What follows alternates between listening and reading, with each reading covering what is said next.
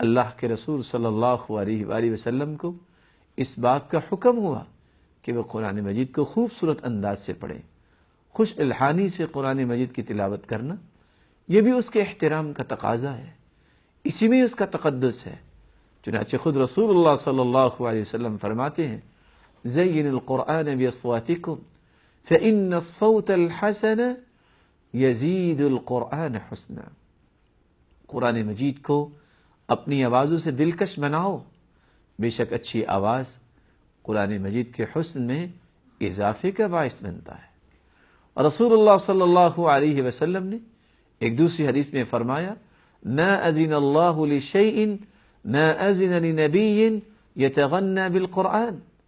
اللہ رب العزت نے کوئی چیز اتنی توجہ سے نہیں سنی جتنی توجہ سے رسول اللہ صلی اللہ علیہ وآلہ وسلم کی خوش الحانی اور بلند آواز سے قرآن مجید کی تلاوت کو سنا ہے. رسول اللہ صلی اللہ علیہ وآلہ وسلم نے تو یہاں تک فرما دیا لیس منا من لم یتغن بالقرآن، جو قرآن مجید کو خوش کن آواز سے تلاوت نہ کرے اور معانی کا اعتبار نہ کرے اور اس پہ عمل نہ کرے اور اس کے مقاصد کو پورا نہ کرے، من لم یتغن بالقرآن، جو اس کو خوش کن آواز سے نہیں پڑھتا، فلیس منا ای لیس علی طریقتنا، وہ ہمارے طریقے پر نہیں ہے.